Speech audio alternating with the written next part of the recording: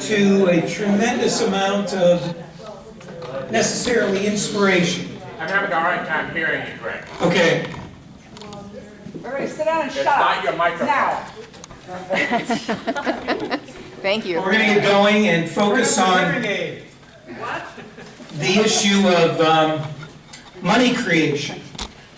How money is created, dealing with a subject matter that maybe some of you are not all that familiar with. Until a few years ago, I was, I guess you could say, monetarily illiterate, as I think many people are in our society, given the culture and the lack of education, formal education in this issue, lack of exposure of the issue of money creation in our activist circles, lack of awareness in certainly media, and lack of awareness that we hear about coming from our elected officials, who themselves are, relatively speaking, monetarily illiterate. But we've been dealing with a variety of issues today, as those of you who have stuck with this know, from education to prisons to climate to healthcare to the military or war budget. After all, until 1947, used to be called the War Department, and the head of that was the Secretary of War, and the money for it was the war budget. So in truth in advertising, I guess it's more descriptively should be called that. But we're going to deal with a different matter, starting here, I think, in looking at your own state constitution, which you are and can be, I guess, should be celebrating, since this past week was the anniversary of its adoption back in 1846. And Article 8 of your original Constitution has two sections, well, many sections, but two of them that are relevant for this topic. One dealing with municipal corporations that reads, "No political or municipal corporation shall become a stockholder in any banking corporation directly or indirectly." And second, under banking associations, under Section 5, "No act of the General Assembly authorizing or creating corporations or associations with banking powers, nor amendments thereto shall take effect or in any manner be in force until the same shall have been submitted separately to the people at the next general or special election." Pretty powerful stuff. You know, we dealt earlier with the issue of sovereignty and democracy and self-governance. And this is a very democratic provision. Because what it's doing, of course, what it's acknowledging is that people, those who founded this state, were very leery, very fearful, and very concerned about corporations, banking corporations in particular, financial corporations, becoming too potent, that would have too much independent control and definition. So they put the power to define corporations and, in essence, to create them under the power of you, people, directly, not through surrogates, elected representatives, but people directly. That acknowledges the power they felt, financial institutions that have the power to create money that we've given to them, has. You know, we tend to think that the public policy tools we have directly and those we elect sort of follow and exist just basically in two legs or two pieces. That those tools we have at our disposal come under the area or arenas of spending decisions or taxing decisions, right? And we can, many of us, can quote hook, line, and sinker issues around, you know, how much money is being spent for this program or that program, or what the tax burden is. Have taxes been raised or reduced for this group or that group? And how can we have greater sane and humane spending priorities or just tax policies? But there's a third tool that is in our democratic public policy toolkit that many people aren't even aware of. And that has to do with monetary issues, which is basically the creation and circulation of money. As Aristotle himself said, money exists not by nature, but by law. He understood that no natural substance, which we tend to think, real money, hard money, gold, silver, whatever, copper in some countries throughout history, that it has inherent value, intrinsic value, therefore it alone should be money. But rather it's government, ultimately, that determines the definition of money. The original colonial currencies, every single colony by 1755 had issued some form of colonial currency. On colonial currency, Franklin said, the effect of paper currency is not understood in England. And indeed, the whole is a mystery to the politicians, how we have been able to continue a war for 4 years against the most potent military force of its day, right? British Army. Without money, and how we could pay with paper that had no previously fixed fund appropriated specifically to redeem it. This currency is a wonderful machine. It performs its office when we issue it, and when we are obligated to issue a quantity excessive, it pays itself off by depreciation. He went on, in other words, to talk about the power and the beauty of colonial money. The colonies would gladly have borne a little tax on tea and other matters had it not been that England took away from the colonies their money, which created unemployment and dissatisfaction. The inability, he said, of the colonists to get power to issue their own money permanently out of the hands of George III and the international bankers was, according to Franklin, the prime reason for the Revolutionary War. So, the colonists took this monetary sovereignty pretty seriously. And even though they were up against the most potent military force and economic of its day, they tried to become independent. And that independence took the form of developing not just individual colony money, but collectively. What money was called continentals. $200 million of which was issued in paper money, continental currency or continentals, that were used to pay soldiers to fight in the war. The U.S. Constitution, so we effectively had revolution against the kings, certainly the king himself, the king's military wings, the redcoats, the king's sort of economic arms, these corporate entities, crown corporations, and they constitutionalized those crown corporations, as I mentioned earlier, but they also, there were some problematic, quite a few problematic things of the Constitution. But one thing that they got right and understood and comprehended was that they, in Article 1, Section 8, issued and gave to Congress and to the people, we the people, through the federal legislature, the sole power to coin and regulate the value thereof. And coin is used in this way, not as a noun but as a verb, to create, to originate. That was the power and authority issued to Congress.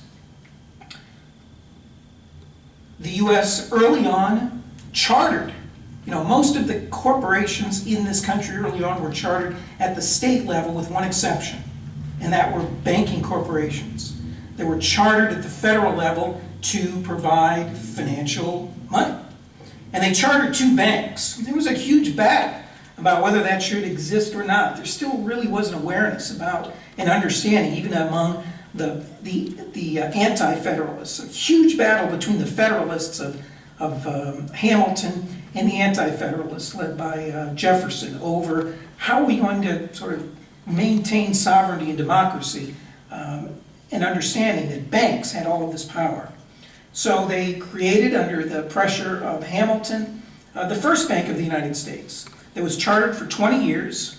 It created, when they issued all of this money, what they did is the bank issued money, a lot of it, and then once people got loans, because that's how money was created, through loans, then they called in those loans right away, creating a financial panic through the monetary creation and contraction. It caused a panic, and that was largely responsible for, by a very narrow margin, the Congress not renewing the charter of the first bank of the United States. A couple of years later, Hamilton and others were successful in lobbying for the charter of the second bank of the U.S. that after 20 years, it too became too big for its financial britches, and many people felt that was a threat to the body politic, not just to the economy, but to governance. And Jackson's veto message to renew its charter read, "Controlling our currency, receiving our public monies, and holding thousands of our citizens in dependence would be more formidable and dangerous than a naval and military power of the enemy," and was why he felt very strongly that this private, so we do need a central bank. Every country needs a central bank. But the mistake they made was to make that central bank, in those two cases, a private bank. Jefferson said, "I believe that banking institutions are more dangerous to our liberties than standing armies. The issuing power should be taken from the banks and restored to the people to whom it properly belongs." He didn't quite, though, understand how quite to do that. So we had, following that era of the decline and dissolution of the second bank of the United States, this era of free banking, where money was issued privately by banks, no central monetary authority, no reserve requirements. Reserve requirements mean you have to have so much money in the bank, and based on that dollar amount, you could lend out, equal to or greater than so many times. So if you have $1,000 in reserve, you could either only lend out $1,000 or multiples of that $1,000.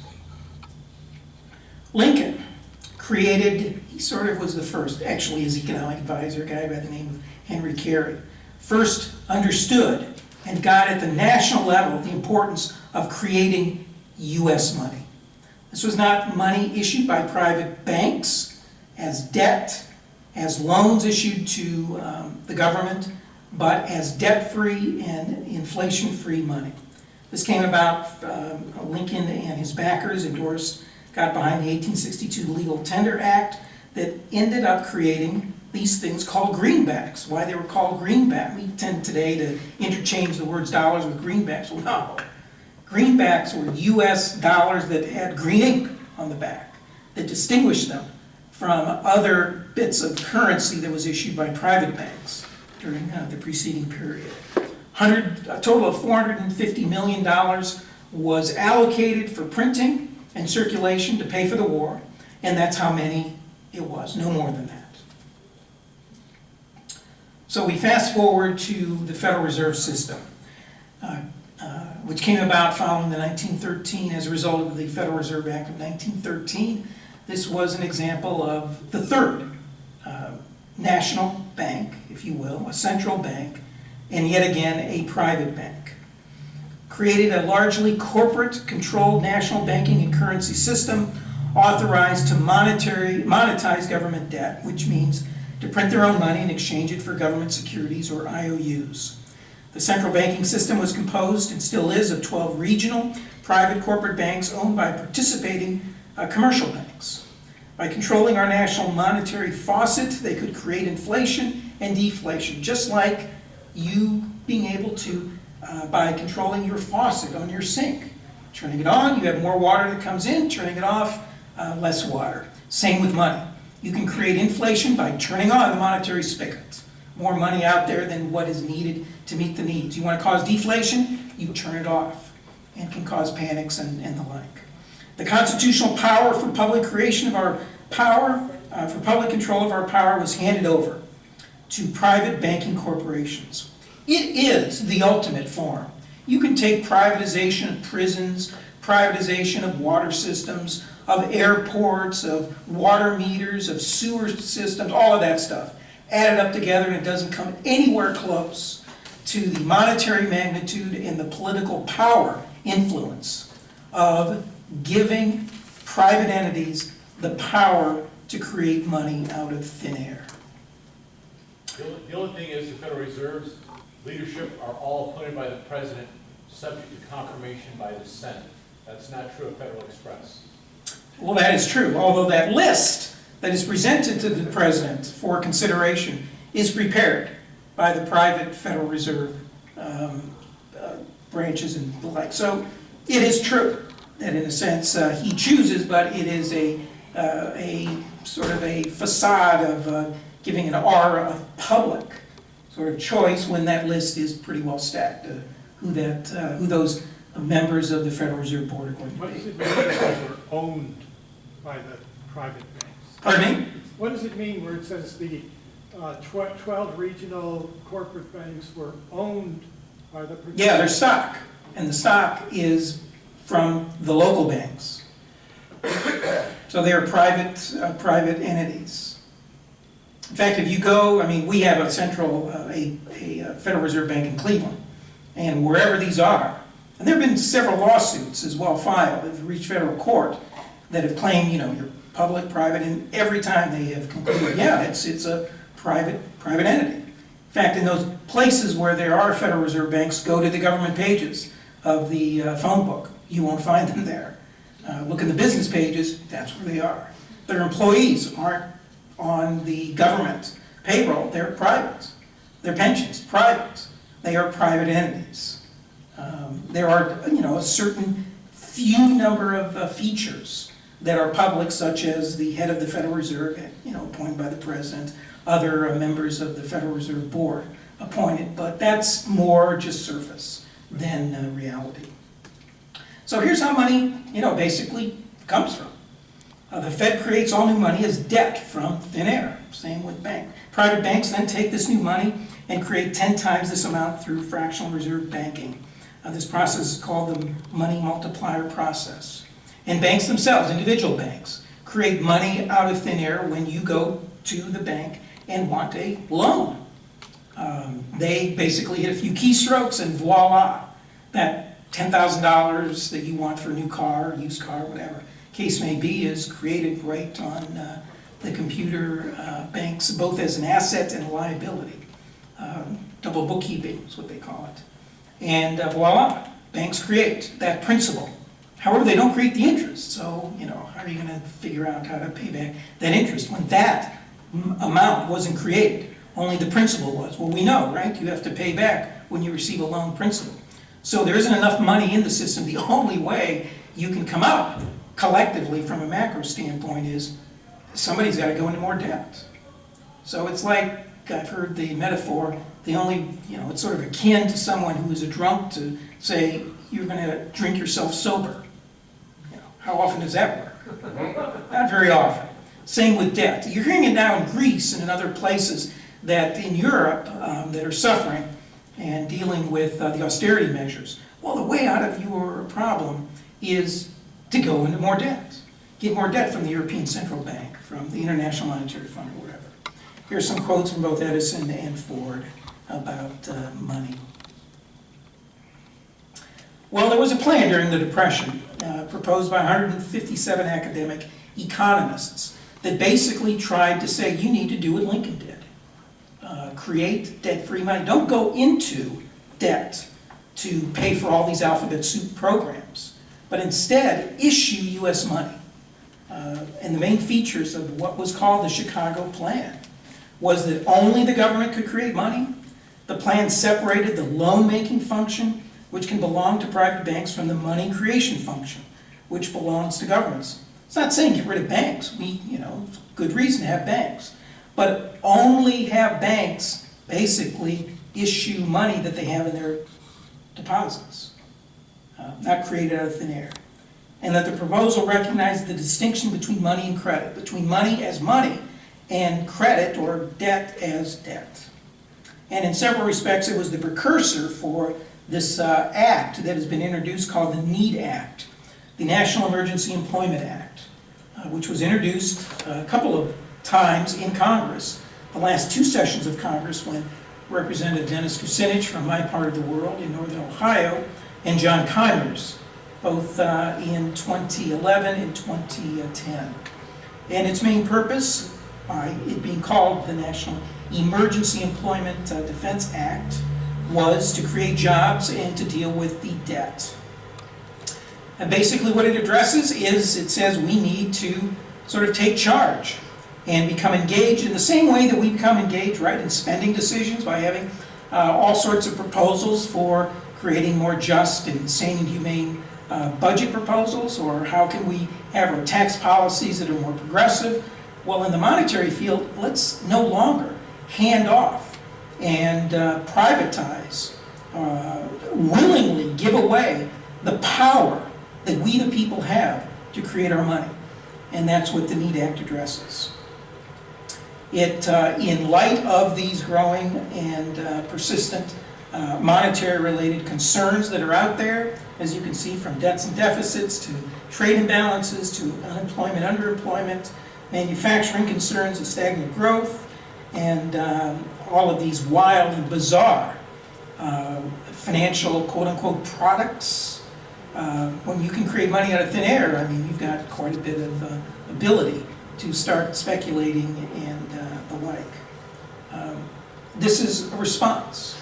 Here is a specific plan of action that can address these issues and provide money that we the people and those we elect can control to meet our immediate needs. So here are the provisions. The Federal Reserve is dismantled. However, it's not disintegrating. You know, there's the Ron Paul people out there that said just end the Fed. Maybe some of you have heard that movement. No, we need a central, every country needs a central bank. So you need certain portions of it to still continue to exist, those portions that do research and development and monitor and track the state of our economy. So the good parts are placed under the U.S. Treasury, and a independent monetary authority is created which decides and determines how much U.S. money, debt-free and inflation-free, is going to be created that reaches that balancing point to make sure it's neither too much that creates inflation or too little that creates deflation. Second, it has changes into accounting rules that ends this notion of what's called fractional reserve banking. No more can banks leverage funds that they have in their vaults to begin speculating. This is what were the problems, at least one of the root problems, back in 2007, 2008. Banks began just to leverage, the higher leverage, meaning if you are able, as some banks on Wall Street, 20, 30 times what you have at your disposal, that means if you have $1, okay, if you have $1 in the vault, but you can issue $30 or $50, if $2 goes bad as bad loans, you don't have a buck, right? You only have $1, so you're going to go bankrupt, and that's what happened in some cases. I gotta disagree with that. Fractional reserve banking did not cause the collapse in 2007, 2008. The collapse in 2007, 2008 was securitization of home mortgages, where home mortgages were perceived to be golden, and the home mortgages turned to be bad paper. Then we had the bleed over from the investment banks to the deposit banks to the insurance companies. Glass-Steagall, which was in place from 33 until 99, the repeal of Glass-Steagall really led to that bubble. It wasn't fractional reserve. It wasn't banks making bad loans. It was when banks got into the investment banking business, and we had this bleed over across all segments. Fractional reserve was a minuscule part of that collapse. But isn't it true that even if that collapse was caused by that, the fractional reserve creates an incentive for a constant growth at any cost type economy? One of the things in Iowa is there's an argument that our ag banks went too far out in the 70s and 80s. Right. I can skip. Fractional reserve was not part of that problem. What I call the depository bankers, they don't go out and loan 10 times. They loan 4 times or 5 times. And most of those have a required reserve of 5 to 7 to 8 to 10%. In Iowa, most of them maintain reserves of 20%. They don't go out on the limb as far as, and within the depository banking system in the U.S., you don't see these guys going out and loaning to the limits. Because every night they've got to go back and they've got to balance their accounts with the Fed. Where they got in problems is when they started playing with the JP Morgan Chases, and they started playing the investment game, where they started buying strips, and then they started buying the reverse credit swaps, and all of these. And the tranches and sold off, yeah. All these exotic derivatives. But it was not from their core banking business. It was from the investment side. Well, I think there's a relationship between the two. I mean, certainly when the commercial banks got in, when the firewall between commercial and investment banks as a result of the end of Glass-Steagall occurred. I mean, that opened the door for commercial banks to get into investment banking and vice versa. And I think they're connected. Many things I read said that there was a connection. Certainly the ability of banks to loan out more than what they had at their disposal was a significant factor. Third point, main provision, is that Congress originates U.S. money and spends it into circulation, dealing with our nation, both physical and social infrastructure. Physical being all of those things that are crumbling as we speak, our dams, our roads, bridges, and the like. We saw recently, tragically, not that this was totally the reason for the Amtrak derailment, but certainly not a complete updated technological infrastructure of having the ability to oversee or check human actions was a contributing factor to that derailment. The American Society of Civil Engineers estimates that roughly now, as of last year, $3.6 trillion are needed. You're not going to find that simply by, I mean, we're going to come up with $3.6 trillion. I don't care how much you cut back in social spending or increase taxes, that's just simply, it's just not fundable. We'll have otherwise some serious economic problems. But this fund is also available, not just for physical infrastructure, but to deal with human infrastructure, our schools, education, healthcare. Additional provisions is that it calls for paying off the national debt. You know, all of these debt instruments we have of the U.S., bonds, bills, and notes, as they come due, instead of rolling them over, instead of paying interest on them, just repay them, convert them into U.S. money and U.S. notes.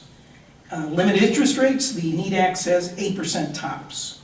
And it ends compound interest with the rule that total interest may never exceed the principal. It says that a certain amount, 25% of the U.S. money that is created, will go to the states. Just as we had previously block grant funds, to a certain extent we still have community development block grant and the like. Let's put some of that money out there for states and municipalities based on general rules that will be determined nationally, what money can be spent on, like infrastructure, health, education, and the like, but leave it to the municipalities and the states to determine how exactly that infrastructure infrastructure money is going to be used for. And finally, a tax-free dividend is called for. Instead of, what did we give? $700 billion to bail out the banks. We bailed out Wall Street. It never made it to the main street, never mind the side streets or the back streets. How would the economy have done if we had taken that $700 billion and just given everyone a check? Most people, even the banks would have benefited in terms of them competing for deposits. Some people wouldn't have spent money at all. They would have put it in the banks. But many would have gone out and purchased whatever. And that would stimulate. That's what drives economic development. It's when businesses know there's a demand for their product, then they create supply. Why this is possible, in one sense, is because it does, in a sense, what most people believe already exists and has existed for a very long time, thanks to the propaganda and misinformation of the financial interests. You know, most people, you go out on the street and ask them, is the Federal Reserve public? Well, yeah. Does the government issue our money? Well, yeah. And do banks only lend out money they have? Well, sure. Well, in each case, we know that's not true, but most people believe that it is true. So here's this proposal. It's sort of monetary reform jujitsu, in a sense, whereas it's using the financial industry's own propaganda that they have conditioned us to believe to actually say we're for. So it's actually very modest in the eyes of many people, when actually it's pretty radical, democratically radical.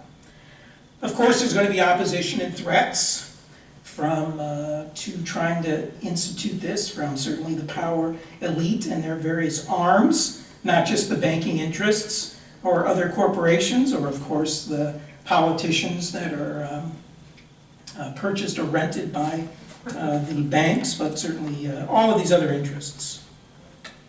Other threats come from beneficiaries of the financial system, politicians, economists, of course, many of them at the most prestigious universities are there because they are sitting in the chairs that are funded by some of the largest banking institutions. You have neighborhoods, many of them. I mean, you can go around this country and you see a lot of schools or parks or other things. Community development corporations are funded by banks, so certainly they're not going to be too quick to be advocates for something like this. Same with schools. You see new stadiums or other facilities that have been, these big financial companies, banks and insurance companies will underwrite or sponsor, partially pay for some of these institutions. The general public, in a sense, to the degree that they think, oh, this is too hard to understand, eyes glaze over, let's leave it to the Alan Greenspans, Ben Bernanke's, and Janet Yellen's. They sort of know these things, right? It's intimidating, you don't learn about this, our monetary literacy is sky high, there's confusion. A lot of people, when they talk about, when you bring up the issue of monetary reform, they think, well, banking reform, you mean just sort of reimpose Glass-Steagall, right? Or let's put a transaction tax on anything that takes place between banks. Well, those are debatable and good things to talk about and raise, but those are banking reforms. Those don't necessarily deal with our monetary system. And even among progressives, quote unquote, there's the inside the beltway nonprofits, what I call what some people anyway call the nonprofit industrial complex. Inside the beltway of groups that play it safe, where it's okay to talk about and debate and offer prescriptions on spending issues and tax issues, but they won't touch monetary issues. There's a certain elitism associated with it. Oh, it's those cranks and kooks and crazies out there that are the fringe people. And there are some fringe people that have been historically those that talk about monetary issues. And there's been a healthy dose in some quarters of anti-Semites. And it's the Jews that are running the banks. And so we can't, if we're good progressives, we can't be involved in that whole issue. But let me ask you a historical question. Mm-hmm. Let's go back to 2009, when the president went through with his first stimulus of $1 trillion, and it turns out that it was not enough. And I would argue part of the reason why the trillion was not enough is there were too many tax cuts and not enough direct stimulus. The president goes back to the Congress and says, let's have a second $1 trillion stimulus. The Congress says no. Under this act, that power to print money also then is taken from the Federal Reserve and given to the Congress. Can you imagine the president going to the Congress and saying, we need to print more money for infrastructure and for stimulus, and the very Congress that includes Chuck Grassley and Steve King saying, no, we're not going to print any more money under the NEED Act. At least with the Federal Reserve, the president could go to Ben Bernanke and say, I can't get any movement from the Republicans. Will you go out and will you engage in quantitative easing, where you will go out and you will buy public debt and you will circulate those dollars? And I would make the argument today, the economy wouldn't be where it's at in 2015, but for the quantitative easing. If we'd waited on the Congress to print money, we would have still been in the throes of the Great Recession that we were in 2009, because the Congress refused to move forward with any stimulus after the first bill. Some real good questions, and I know we're kind of coming up on time, but very quickly in response, and this actually is the last slide I have. But again, under the NEED Act, it's not Congress that directly creates money. They only approve what is recommended by the monetary authority. And that monetary authority exists under the Department of Treasury. So here, if you have this group that is, as opposed to the Federal Reserve Board that's more dependent to their participant bankers, and that's who they've served. And quite honestly, I believe if you look at the history of who has benefited from quantitative easing, the $3.6 trillion that's been put into the economy, it has not been the average ordinary person. It's not been communities.